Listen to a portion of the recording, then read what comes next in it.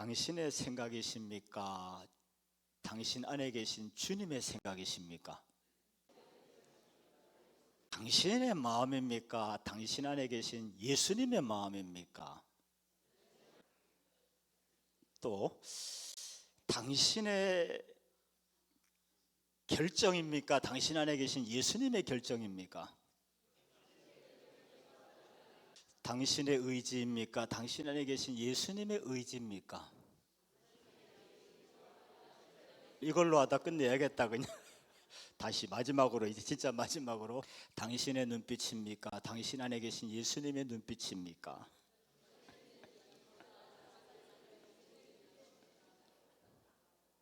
그좀 합시다. 내가 끝없이 나오는데 우리가 신앙생활에서 성도가 성도를 도와줄 수 있는 최고의 질문법입니다. 우리는 다 최소한 이 부분은 동의를 하고 있습니다. 내 원대로 마시고 아버지의 원대로 하옵소서. 육체대로 살면 반드시 죽을 것이니까 영으로서의 육체 행실을 죽이면서 살아가야지. 우리가 예수님을 믿는다고 한다면 이 부분에 대해서는 100% 동의하기 때문에 이 자리에서 예배를 드리고 신앙생활을 하는 것이고, 신앙의 과정을 통해서 이런 부분들이 실제로 이루어지게 될 줄로 믿습니다. 지금 우스개처럼 했지만 성도가 나도 살고 상대방을 살리는 최고의 질문이에요. 당신의 생각인지 예수님의 생각인지, 당신의 마음을 표현하고 있는 건지 예수님의 마음을 표현하고 있는 건지, 당신의 의지인지 내 안에 계신, 당신 안에 계신 예수님의 의지가 당신의 육체를 통해서 드러나고 있는 것인지. 성도가 성도를 살리는, 우리가 정말 믿음의 길을 가기 위한 최고의 질문이 이 질문이고, 우리가 시작한 믿음의 길을 끝까지 가는데 서로에게 가장 큰 축복되는 질문인 줄로 믿습니다. 꼭 마음에 새기시기를 바라요. 우리는 육체대로 살기 위해서 이 자리에 모인 것이 아니고 육체대로 살면 죽는 것을 알기 때문에 믿음으로 살기 위해서, 영으로 살기 위해서 이 자리에 모였습니다. 그 신앙의 기본 대전제를 확신하시고 신앙하는 저와 여러분 되시기를 바라겠습니다. 질문에 대한 얘기를 오늘 하고 싶습니다. 하버드 대학의 교육 철학의 핵심은 좋은 질문은 좋은 사고를 낳는다. 좋은 질문이 그 사람에게 좋은 생각, 좋은 창의력, 또 성장과 발전을 이루게 된다, 이런 얘기입니다. 좋은 질문은 좋은 사고를 낳는다. 스티브 잡스가 그랬죠. 정답보다 더 중요한 것은 올바른 질문이다. 답을 말해주지 말고 질문을 던져라. 현대 경영학의 아버지라고 불리는 피터 드러커는 그렇게 얘기했습니다. 리더는 해답을 주는 자가 아니고 올바른 질문을 던지는 사람이다. 다시 말해서 이들의 말의 공통점은 질문이야말로 사람을 성장시키고 성공하는 기폭제가 된다는 겁니다. 질문을 던지고 그 질문에 대해서 답을 찾고자 계속해서 집중하고 집중하는 사람들은 성공하고 성장하게 된다는 거예요. 질문은 성공과 성장의 기폭제가 된다는 겁니다. 좋은 질문을 던지는 지혜자가 되시기를 바라고, 주님의 질문에 귀를 기울이고 응답하는 믿음의 사람들 되시기를 축원하겠습니다. 성경은 참 많은 질문들로 가득 차 있습니다. 창세기에서부터 하나님은 아담아 내가 어디 있느냐, 내 아우 아벨이 어디 있느냐, 너는 어디서 왔으며 어디로 가느냐, 내게 있는 것이 무엇이냐, 너희는 나를 누구라 하느냐, 내가 낫고자 하느냐, 깨어 기도할 수 없더냐, 내가 나를 사랑하느냐. 성경은 참 많은 질문들을 우리에게 던지고 있습니다. 이 성경의 질문들은 내 마음을 부수고 내 영혼을 깨우고 살리는 생명의 질문들입니다. 예수님께서 우리에게 질문을 던지시는 이유, 내 마음을 일깨우는 질문이고요, 내 영혼을 살리는 질문이고요, 내 삶을 축복하는 질문입니다. 그 질문에 들을 귀가 열리시기를 축원하고 그 질문에 응답하는 저와 여러분들 되시기를 축원하겠습니다. 오늘 세 가지 질문을 살펴보겠습니다. 창세기에 하나님께서 이렇게 질문하셨어요. 내가 어디에 있느냐? 예수님은 이렇게 질문하셨습니다. 네가 나를 사랑하느냐? 또 네가 낫고자 하느냐? 이 세 가지 질문만 한번 살펴볼 텐데요. 첫 번째, 하나님은 범죄한 아담에게 이렇게 질문하셨습니다. 네가 어디에 있느냐? 이건 단순히 너의 위치가 어디냐 이런 질문은 아니죠. 너의 신앙의 상태가 지금 어떠하냐? 하나님과 너의 관계 속에서 너는 지금 어디쯤 있느냐? 하나님 앞에 당당히 서 있느냐? 하나님과의 관계 속에서의 위치를 묻는 그런 질문입니다. 아담아, 내가 어디 있느냐? 하나님은 범죄한 아담을 정죄하기 위해서 이렇게 질문하신 것이 아니고 죄로 무너진 하나님과 아담과의 관계를 회복하기 위해서, 죄로 말미암아 절망하고 있는 아담을 건져내기 위해서 아담아 내가 어디 있느냐 이걸 물어보시는 거죠. 그런데 아담은 하나님의 그 사랑과 회복의 질문에 대해서 오히려 두려워하고 수치심을 느끼고 숨습니다. 이유는 아담의 마음이 이미 죄로 말미암아 병들었어요. 아담의 마음이 이미 죄로 말미암아 왜곡되어 버렸습니다.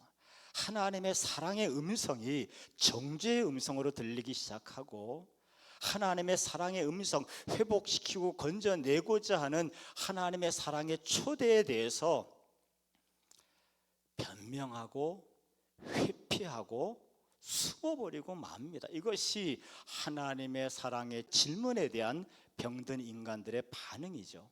목회 현장 속에서 수도 없이 보게 되는 현실입니다. 오늘 시간 하나님은 우리에게 다시 한번 묻고 계시죠. 너는 지금 어디에 있느냐? 너는 지금 어디에 있느냐? 두려워하지 말고 변명하지 말고 회피하지 말고 하나님께 벗어난 너의 위치를 돌이켜서 예수의 이름으로 예수 안에서 십자가를 붙잡고 하나님 앞에 다시 서라. 이것이 하나님께서 지금 우리에게 물으시는 질문입니다. 너는 지금 어디에 있느냐?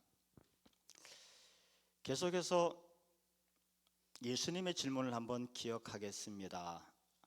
네가 나를 사랑하느냐? 베드로에게 물어보신 질문이죠. 베드로는 예수님을 3번이나 부인했고 실패를 경험했으며 자기 자신을 심하게 자책하는 그런 상태에서 가야 될 길을 가지 못하고 있는 그런 상태입니다. 그때 예수님은 베드로에게 나타나셔서 네가 왜 나를 3번이나 부인했느냐 이렇게 물어보지 않고 네가 나를 사랑하느냐 이렇게 묻습니다. 언제 박 목사님이 지나가는 말로 그런 얘기를 하더라고요. 청년들이 가야 될 길, 가고 싶은 길, 쉬운 길에 대해서 고민을 하고 있다는 거예요. 마음은 어디로되 신이 약해서 생각은 동의하는데 현실적으로 쉽지 않은 부분에 대한 거룩한 부담감을 가지고 거룩한 고민을 하고 있다는 거예요. 그 얘기를 듣는 순간 제 입에서 툭 튀어나오는 말이 정답일 거예요. 예수님 사랑하면 돼. 예수님이 지금 베드로에게 그걸 물어보시는 거예요. 회복하기 위해서 다시 가야 될 길을 갈 수 있도록 출발할 수 있는 힘을 주시기 위해서 예수님은 물어보시는 거죠. 우리가 신앙생활 하다가 실패할 때 있습니다. 어리석은 행동을 할 때가 있고 하지 말아야 될 말을 할 때가 있습니다. 그래서 주저앉을 만큼 힘이 없을 때가 있습니다. 그때 주님 물어보시는 거예요. 네가 나를 사랑하느냐? 그래도 너 나 사랑하잖아. 그래도 내 마음 한쪽 끝에 주님을 향한 사랑의 마음이 있잖아. 그거면 됐어. 그 사랑을 고백하는 자마다 주님은 다시 한번 힘을 주시고 그 손 붙잡아서 이렇게 세워주실 줄로 믿습니다. 그 마음에 원하는 대로 가야 될 길을 갈 수 있는 능력을 부어주실 줄로 믿습니다. 마지막으로 예수님의 질문은 네가 낫고자 하느냐? 우리가 신앙생활 하다 보면 참 매너리즘에 빠지기도 하고 그냥 무감각해질 때가 있습니다. 베데스다 연못에 38년 된 중풍병자, 베데스다라고 하는 것은 자비의 집이라고 하는 뜻인데 참 아이러니하게도 그 자비의 집은 사람이 치유받는 집인데 아이러니하게도 연못이 동할 때 제일 먼저 뛰어들어가는 사람만 낫습니다. 아주 지독하게 치열한 경쟁이 있는 곳입니다. 물이 움직일 때 먼저 들어가는 자는 어떤 병이든지 낫게 되리라. 다른 사람들은 소망을 가지고 그 자리에 앉아 있지만 38년 된 중풍병자에게는 다른 사람들이 소망이 있는 그 자리가 가장 절망의 자리죠. 그냥 습관처럼 앉아 있는 거예요. 내가 낫고자 하느냐? 여기서 중풍병자의 본심이 드러나요. 물이 움직일 때 나를 연못에 던져주는 사람이 없습니다. 낫고자 하느냐라는 질문에 낫고자 합니다라고 하는 강한 의지는 없고 내가 나을 수 없는, 내가 낫지 못하는 이유만 술술술술술술 대답을 합니다. 네가 낫고자 하느냐? 네, 낫고자 합니다. 이 대답이 아니에요. 네가 낫고자 하느냐? 물이 동할 때 나를 그 안에 던져줄 사람이 없습니다. 내가 낫지 못하는 이유, 내가 회복되지 못하는, 내가 축복받지 못하는 이유만 머릿속에 마음속에 꽉 들어차서 절망 속에 갇혀있는 무력감에 빠져있고 아무도 나를 도와주지 않는다는 외로움과 피해의식에 사로잡혀 있으며 나는 치유받지 못하는데 누군가는 치유받는다. 비교의식과 절망 속에 갇혀있는 사람입니다. 그래서 예수님은 그렇게 물어보신 거예요. 네가 낫고자 하느냐? 그래도 네 마음 한구석에 어디엔가는 믿음이 있지 않겠니? 그 믿음의 불씨를 한번 살려봐라. 정말 네 마음속에 믿음으로 한번 소망의 불을 붙여봐라. 네가 낫고자 하느냐? 중풍병자는 몸이 굳어 있는 것도 병이지만 그 마음 자체가 무기력함, 절망, 피해의식 이런 어둠 속에 꼭 묶여 있는 상태입니다. 주님의 질문은 그 마음을 먼저 자유케 하기 위한 질문이죠. 그리고 참 감사하게도 이 중풍병자는 그 질문에 네가 낫고자 하느냐 예수님의 질문에 응답을 했어요. 그 마음의 치유가 됐습니다. 절망이 희망으로, 불신이 믿음으로 그의 머릿속과 마음속에 꽉 차있던 어둠의 세력들이 물러가고 소망의 빛이 그에게서 회복되었습니다. 그래서 예수님은 이어서 그렇게 명령하시죠. 내 자리를 들고 걸어가라. 마음이 치유되고 회복된 이 중풍병자는 평생 노력해보지 않았던, 시도해보지 않았던 시도를 시작하는데 그는 자리에서 일어났고 그 자리를 들고 걸어가기 시작합니다. 더 이상 그의 마음속에, 그의 머릿속에 물이 통한다든지 누가 나를 넣어주지 않는다든지 이런 생각들은 다 더 이상 있지 않습니다. 오직 예수님의 말씀, 내가 낫고자 하느냐? 내 자리를 들고 일어나 걸어가라. 그 말씀에만 집중을 했고 그 질문에 응답을 했으며 회복되었고 축복의 삶이 된 줄로 믿습니다. 기도의 기간 가운데 해결되시기를 바라요. 정말 하나님의 질문에 깨어나시기를 바라고 변화되시기를 바라고 치유받으시기를 바라고 하나님의 질문 가운데 살아나는 역사가 나타나기를 축원하겠습니다. 신앙 공동체 안에 정말 내가 사는 길이고 내 옆에 있는 사람이 사는 길이에요. 지금 당신의 생각이 주님의 생각이십니까? 당신의 생각입니까? 당신의 마음입니까? 당신 안에 계신 주님의 마음입니까? 이렇게 결정하셨는데 이것이 정말 당신의 결정입니까? 당신 안에 있는 주님의 결정입니까? 내 생각이고 내 마음이고 내 결정이라면 반드시 죽는다고 주님 말씀하시잖아요. 마지막 순간에 후회만 남는다고 말씀하시잖아요. 주님의 생각, 주님의 마음, 주님의 결정을 따라가는 게 믿음입니다.